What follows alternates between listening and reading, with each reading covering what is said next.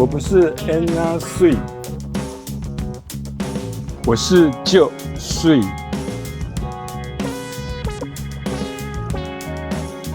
就很美的意思。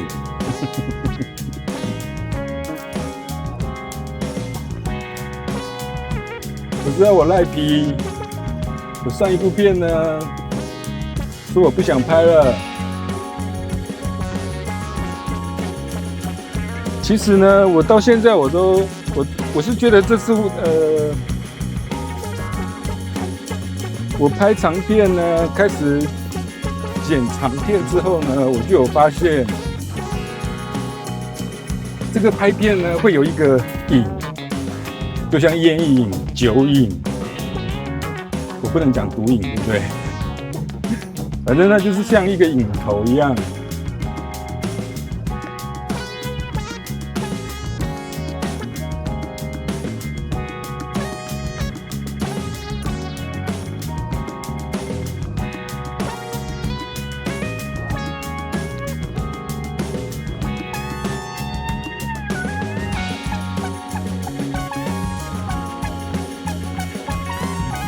不管，我要看一下我的这个有没有亮。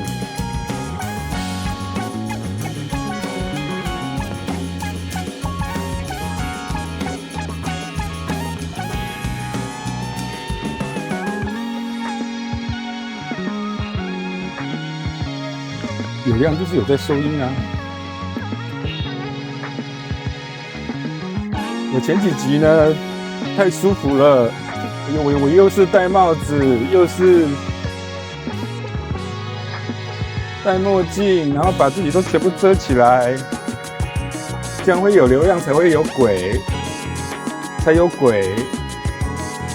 然后呢，因为真的是今年呢，我想很多人可能跟我一样，就是到了上个月才发觉，我说奇怪，怎么鬼月还没到？后来呢，自己查了手机上的农民历，有，你们自己去找那种 app， 它是有农民历的 app， 就是它是有西元年的，有国历，有农历，还会标明放假日，大家可以去搜寻那种 app。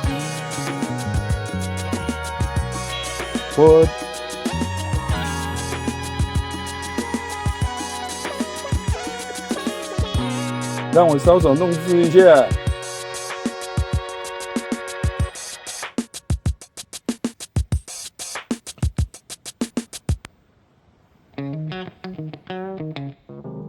哇靠！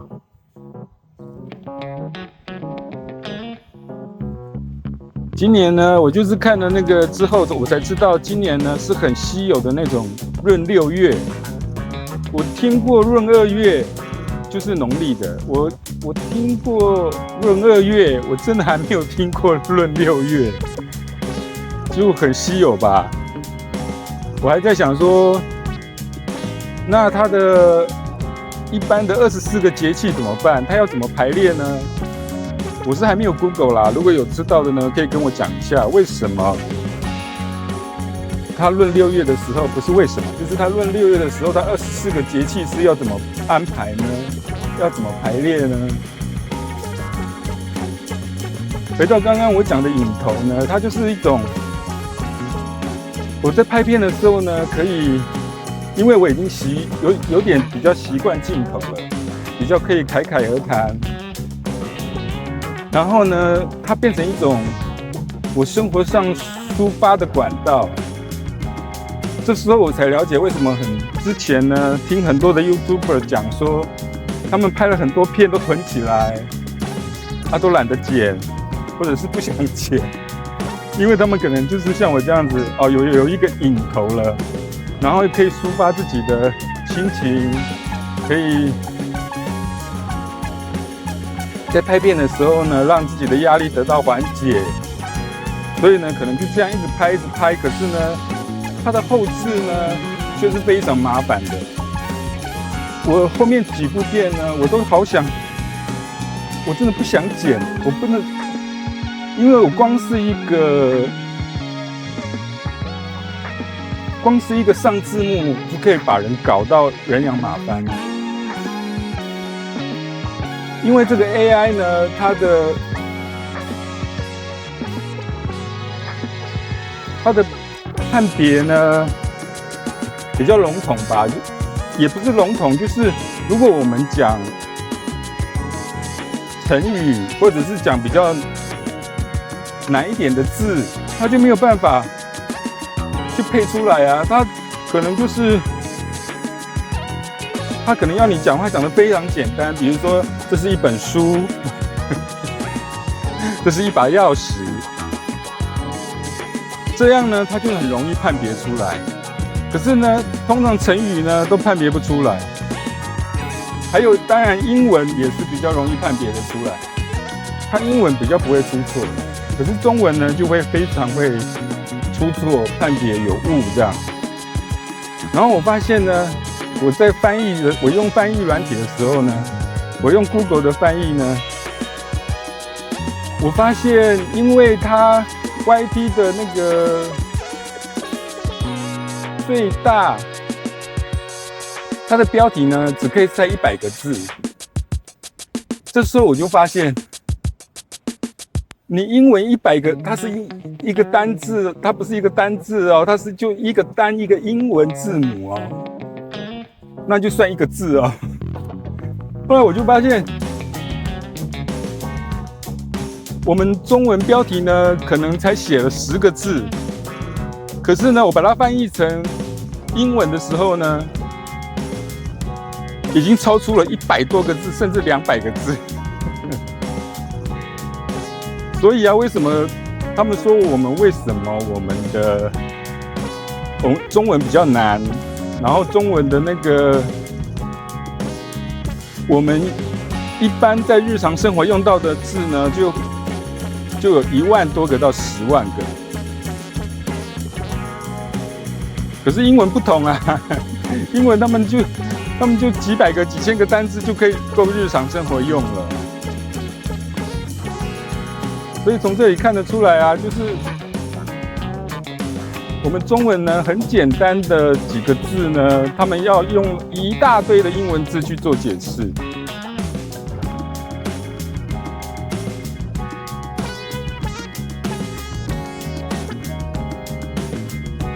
我刚刚呢我好像又拍了4K 60帧哎，我其实不用拍这么好的画质吧？你说，然后我上次呢，我才拍了不到半小时的影片哦，我的那个存档呢，竟然要10G 左右，10GB，我手机会爆掉吧？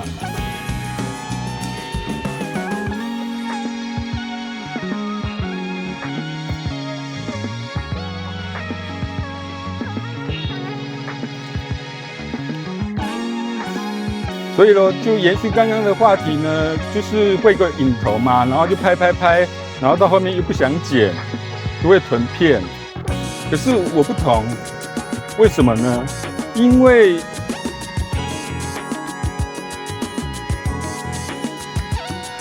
我讲实在，好像我可以有比较偷懒的权利，因为我的年纪。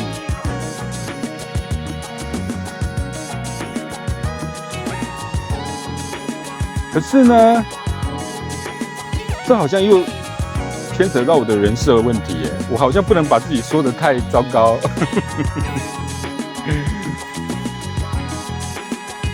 因为呢，我上一支片呢也说有人就是在谩骂我嘛，就是为了那一支小短片，其中有一个留言就是说，没有做好这种退休的保险与规划，然后呢会害到其他你身边的人。那我自己也是啦，我也只能承认啦，要不然因为我现在各位应该看得出来，我不是因为兴趣，或者好玩，我还没有那样的资本。就像有人有资本去玩挡车，然后挡车骑完呢换重机，重机上去呢又更重机。而我呢，没有在追求那个，我也没有权利，我也没有后台可以让我变成那样的人。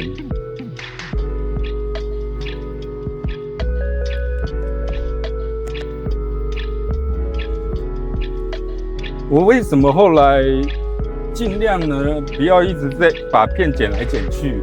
因为呢，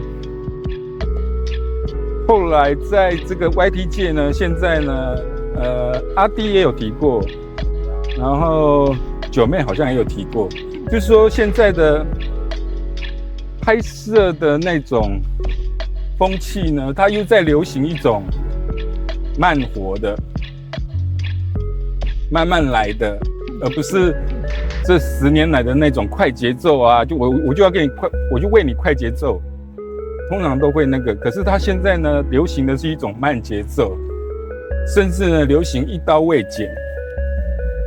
我当然没有办法啦，因为我的拍摄资历呢还太浅，也没有人可以帮我。然后我的设备有时候都会出一些很奇怪的状况。当然还有这一支已经被我骂到不想骂的3轴稳定器。对啦，3轴这个稳定器是很那个，可是它乖乖的时候，它拍出来的时候，画面就是比你手机里面的防抖好很多啊。它就是有一种专业的感觉，专业的模式啊。我又不得不用它，因为我总不能，因为我在我进到这一行的时候呢，正值那一些就是八囧，还有那个波特王，他们好像最后都出了一些状况。那时候就是还有就是那个嘛，那3个。中国大陆陆配、中配，那时候闹得沸沸扬扬的时候，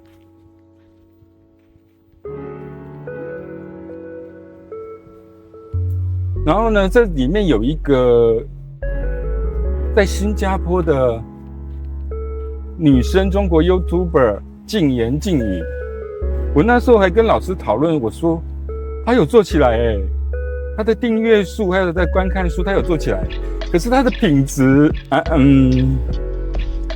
他的品质就是很一般啊。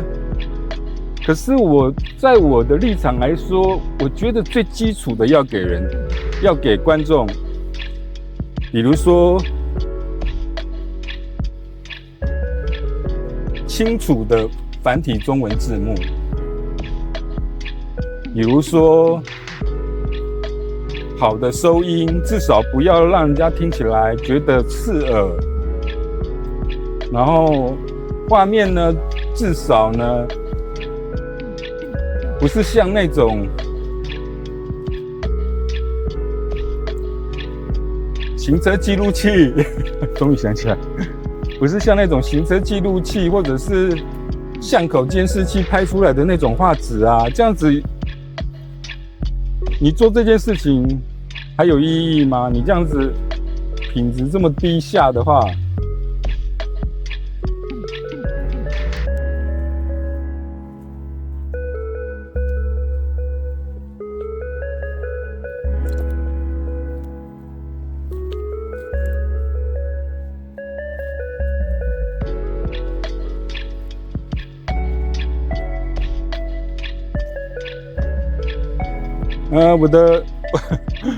我从一头金发呢，现在拍到变成有点布丁头了。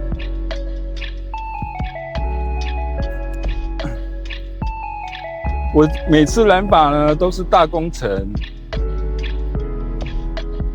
因为呢这个漂发的项目呢，永远是发廊里面最贵的。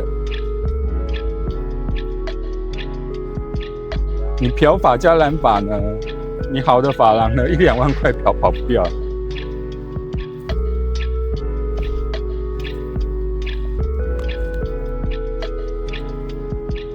再回到上字幕这个话题，就是呢，它成语呢永远上不对。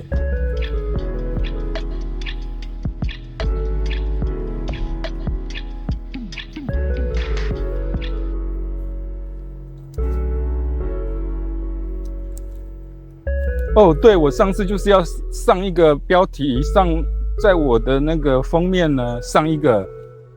哇！我打了10几次我才打出来哎！我那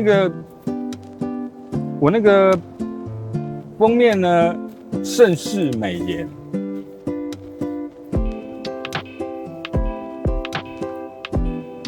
就是我想要强调我终于拍出用这只手机拍出广角，然后。其实不是不是真正的要讲我的美颜啦，我已经放弃了。其实是拍出美丽的风景。然后我觉得那一句成语比较美嘛，然后我就用那一句成语，然后盛世美颜，然后打好久，这个 Google 就是不让我打，然后挑字一直慢慢挑，然后才挑出来。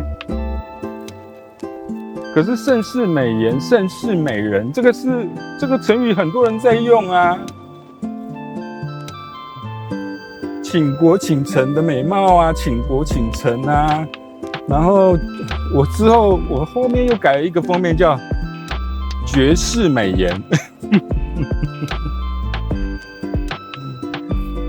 绝世美人，不是，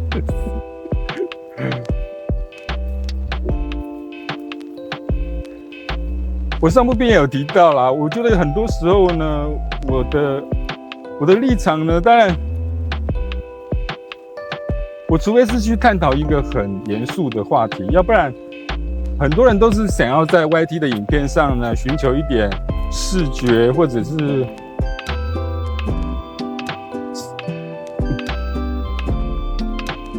不要这样嘛！你在拍哪里？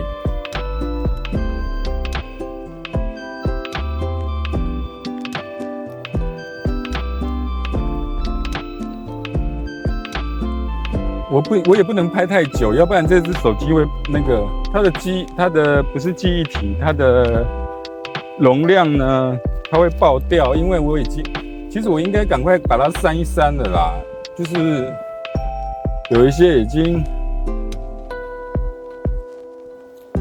上过影片的影像呢，我就应该可以把它删掉了。然后呢，在我这只手机里面呢，有最老的那个影像呢，是在2011年在台北呢用 iPhone 4拍的。我有发了一张相片呢到我的社群里面，到我的贴文里面，有兴趣的可以去看。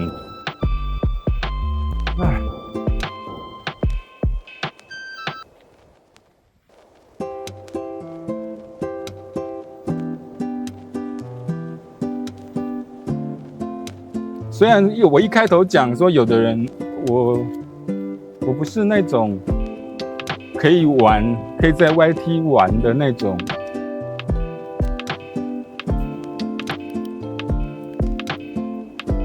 好哦。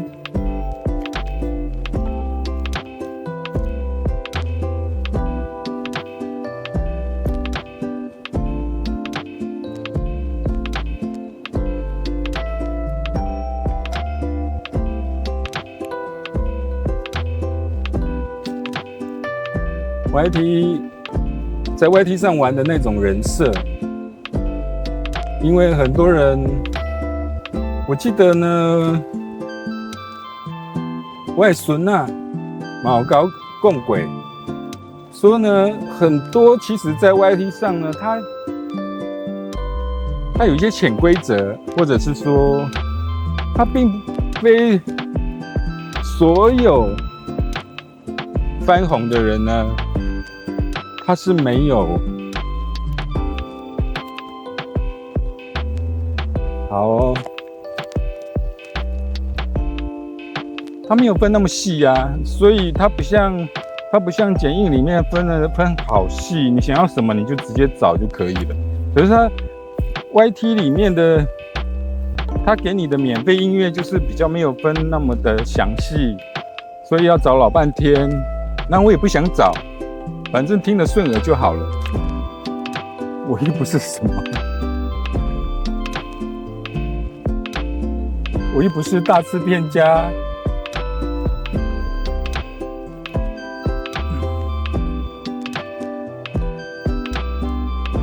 我不是李安。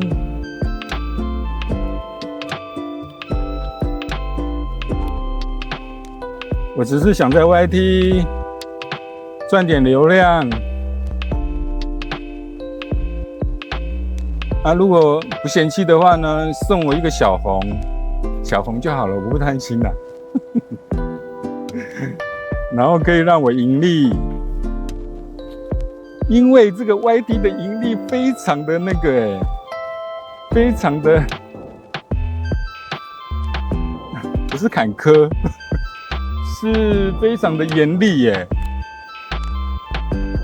你要1000个订阅，然后4000个小时以上的观看呢，你要至少要符合这2样哎，还不止一样哦。我一开始的时候我还误会，我后来看得很详细之后，我才发现不对哎，你至少要符合3项里面的2项哎，这2项是比较容易。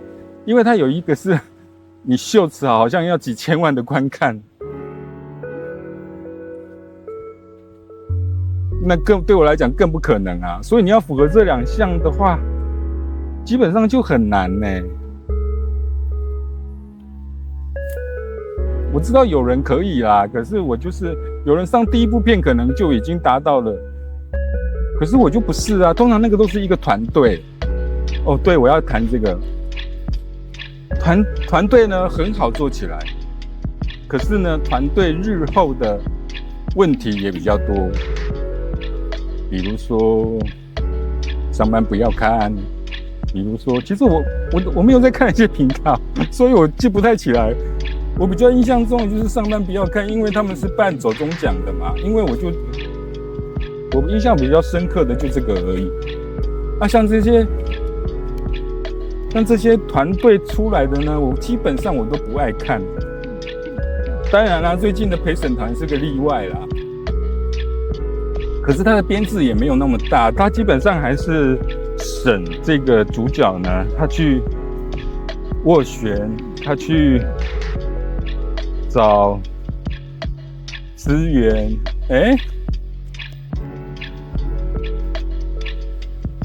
去找资源。现在太阳变大咯，我好像不太能够再拍了。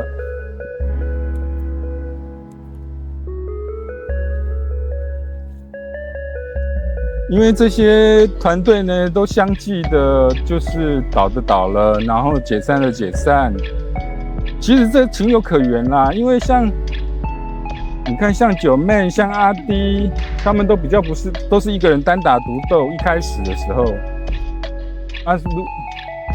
可想而知啊，虽然这个比较难，可是他比较能够去掌控一些事情，掌控一些资源，掌控一些人力的分配。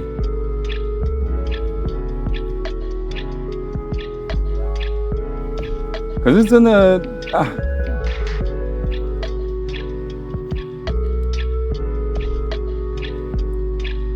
要让别人看到为什么这么难呢？我不知道，我有可能被大部分人看见吗？就凭着这一头乱发，这个稻草金发，我现在完全看不到我的发型，我只觉得它盖在我的脸上。我有一半是为了让它防晒啦。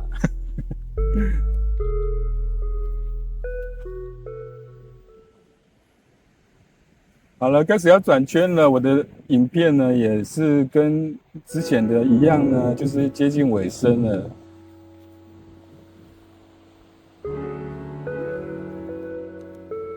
然后昨天还有最后一个话题，就是我呢本来冲到25个订阅，我昨天上那一部我在骂老高的，我觉得他呢就是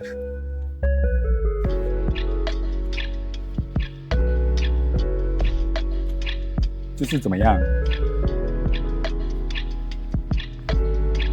就是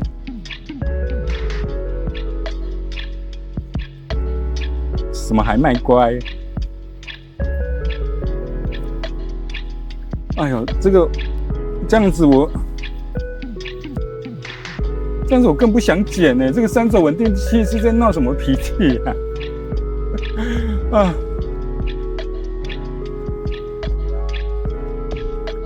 哦，对，既然来都来了，不会。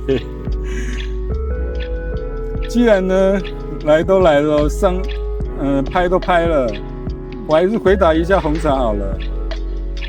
红茶，因为你给我那些建议呢，我昨天有尝试想要去别的地方拍，可是呢，我就是还是有那种大家说的偶包吗？还是说我不太我虽然已经开始适应用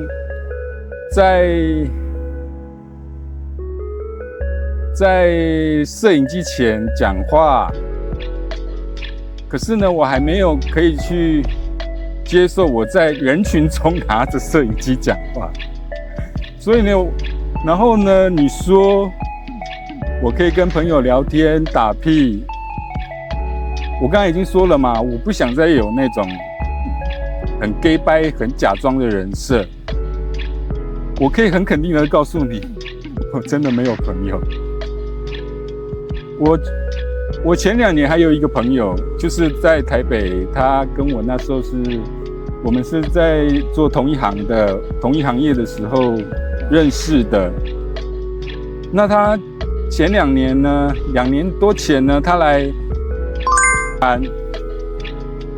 然后呢，我带他玩了3天3夜，然后3天2夜了。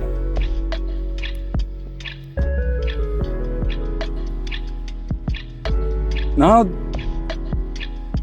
最后一天的时候，他上飞机之后呢，不欢而散。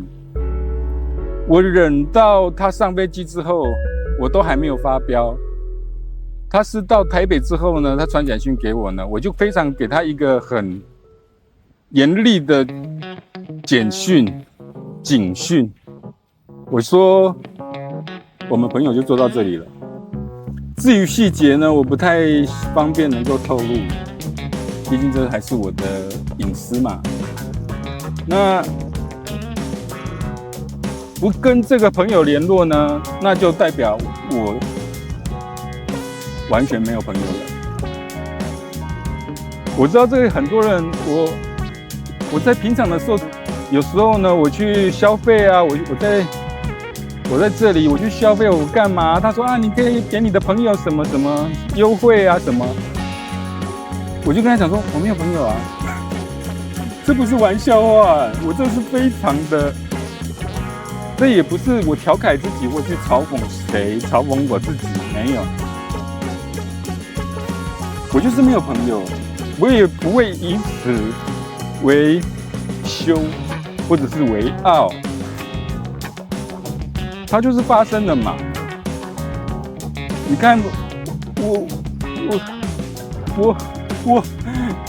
为什么要拍得这么辛苦？你看这太阳底下拿了一个这么笨重的3轴稳定器，我当然也可以请朋友帮我啊，或者是说像你讲的，我可以请朋友跟我一起拍啊，一起拉迪赛啊，一起讲八卦啊。可是那已经是陈年往事啊，那已经是在现在不是一个可以达成的东西了。好了，太阳越来越大，我好像也拍太久了。谢谢大家的观看，拜拜。